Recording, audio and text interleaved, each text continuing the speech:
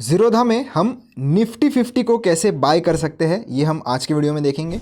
आपने काफ़ी लोगों से सुना होगा कि उनके पास निफ्टी 50 है, पर ये निफ्टी 50 को खरीदना कैसे है। क्योंकि अगर मैं सिंपली इधर निफ्टी 50 टाइप करूँगा तो आपको एक ऐसा इंडेक्स देखने के लिए मिलेगा और ऐसे इंडेक्स को आपको बाय सेल का बटन देखने के लिए नहीं मिलता। तो आज मैं आपको कुछ ऐसे मेथड्स बताऊंगा जिससे आप निफ्टी 50 को बाय कर सकते हैं। तो सबसे पहला मेथड है फ्यूचर एंड ऑप्शंस की मदद से। अगर आप एक बिगिनर हो और अगर आपको इन्वेस्टमेंट करनी है तो इससे आपको बिल्कुल भी दूर रहना है। फ्यूचर एंड ऑप्शंस में आपको हाथ नहीं लगाना है अगर आपको ये चीज़ें समझ में नहीं आती है तो, क्योंकि ये काफ़ी एडवांस कंसेप्ट है, काफ़ी सारी चीज़ें आपको पता होनी चाहिए। इसमें मार्जिन भी बहुत ज़्यादा लगता है और इसमें रिस्क भी बहुत ज़्यादा होता है। तो अगर आपको निफ्टी 50 इन्वेस्टमेंट पर्पज़ के लिए खरीदना है फिर फ्यूचर एंड ऑप्शंस आपके लिए नहीं है। अगर आपको एक शॉर्ट टर्म ट्रेडिंग करनी है या ट्रेडिंग अगर करनी है उसके लिए आप फ्यूचर एंड ऑप्शंस का यूज़ कर सकते हो निफ्टी 50 खरीदने के लिए। तो क्या करना है, तो सबसे पहले आपको ये जो सर्च बार है इसमें आना है और यहाँ पर अगर आपको फ्यूचर बाय करने हैं। अब फ्यूचर एक टाइप का कॉन्ट्रैक्ट होता है जिसकी मदद से आप वो कॉन्ट्रैक्ट बाय कर सकते हो और उसे होल्ड कर सकते हो। तो जैसे मैं अगर निफ्टी फ्यूचर डालता हूँ इधर FUT, तो आपको जून, जुलाई और अगस्त ऐसे 3 महीने के फ्यूचर देखने के लिए मिलते हैं। जो महीना अभी चल रहा है उसका, उसके नेक्स्ट मंथ का और उसके नेक्स्ट टू नेक्स्ट मंथ का। तो ऐसे 3 मंथ के फ्यूचर आपको ट्रेडेबल होते हैं, यानी कि उसमें आप ट्रेडिंग कर सकते हो। इसके ऊपर क्लिक करके अगर आप इसे बाय करोगे तो आप एक निफ्टी का पूरा की पूरा फ्यूचर का लॉट बाय कर सकते हो, जिसके लिए आपको लगभग 2 से 2.5 लाख रुपए की मार्जिन लगेगी। तो लोग इतना पैसा मोस्टली बिगिनर्स के पास होता नहीं है, काफ़ी सारे लोगों के पास होता नहीं है, तो फिर वो ऑप्शंस के पीछे जाते हैं।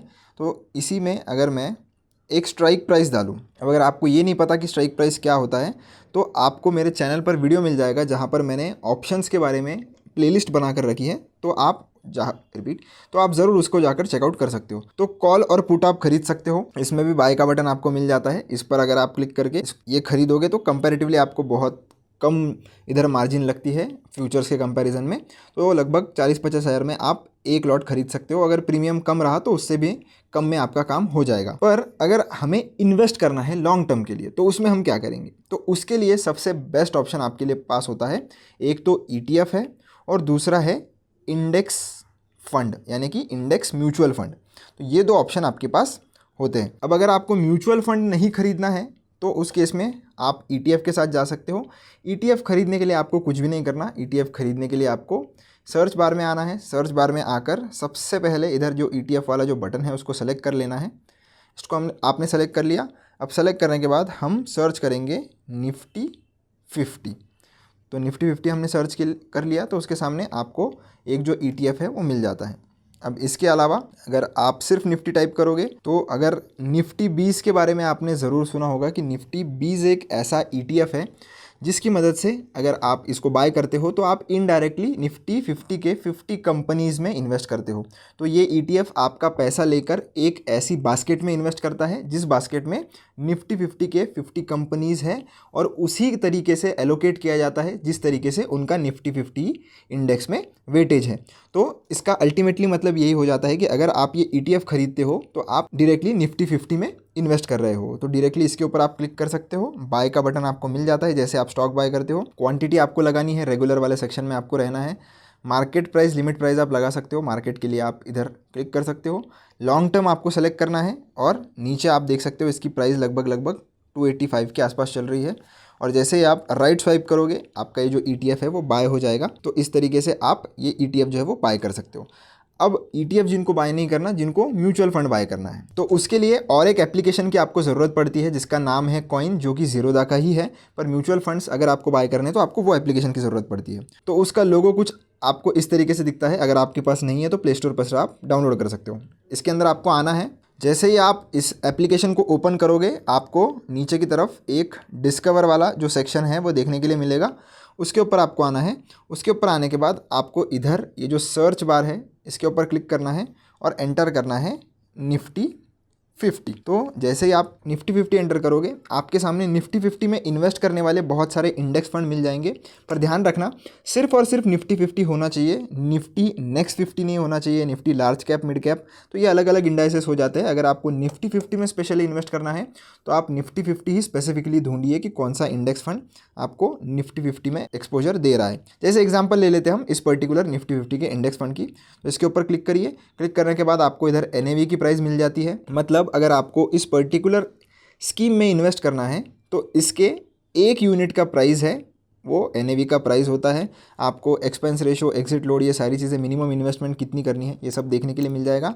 आप डायरेक्टली लमसम बाय करना चाहते हो यानी कि इकट्ठा एक बार में बाय करना चाहते हो तो बाय वाला ऑप्शन है। और अगर आपको इकट्ठा बाय नहीं करना है, SIP लगानी है, तो SIP का भी बटन आपको मिल जाएगा। अगर आपको इन डिटेल प्रोसेस चाहिए बाय कैसे करना है और SIP कैसे करना है, तो चैनल पर आपको वीडियो मिल जाएगा जिसमें आप देख सकते हो कि SIP ज़ीरोधा में कैसे करनी है और लमसम इन्वेस्टमेंट आप ज़ीरोधा में कैसे कर सकते हो म्यूचुअल फंड्स खरीदने के लिए। चलते हैं हमारे काइट एप्लीकेशन में। तो हमने ये तो देख लिया कि कौन से मेथड्स थे हमारे पास। तो कौन से मेथड्स थे, सबसे पहला था हमारा फ्यूचर एंड ऑप्शंस, जिससे आपको दूर रहना है। ये मैंने सिर्फ आपको इन्फॉर्मेशन के लिए बता दिया कि कल जाकर अगर आप एक एडवांस और बड़े ट्रेडर या इन्वेस्टर बन जाते हो तो उस केस में आप फ्यूचर एंड ऑप्शंस को अच्छे से अगर यूज़ कर सकते हो तो ही इस वाले ऑप्शन को हाथ लगाना, वरना इससे जितना दूर हो सकता है उतना ही आप दूर रहिए। सेकंड, मैंने आपको बताया कि आप डायरेक्टली ETFs की मदद से निफ्टी 50 को खरीद सकते हैं। तो ETF एक बहुत ही अच्छा ऑप्शन है अगर आपको निफ्टी 50 में इन्वेस्ट करना है तो। और तीसरा ऑप्शन है हमारा म्यूचुअल फंड। अब मैं आपको ये बताऊंगा कि मैं पर्सनली कौन सा यूज़ करता हूँ और कौन से टाइप के इन्वेस्टर्स के लिए कौन सा ऑप्शन सही रहेगा। तो अगर आप फ्रीक्वेंटली मॉनिटर करते हो मार्केट्स को, आपको मज़ा आता है मार्केट्स ट्रैक करने को, आप ज़्यादा टाइम इन्वेस्ट कर सकते हो मार्केट के लिए, तो उस केस में आपको ज़रूर ETFs के साथ जाना चाहिए।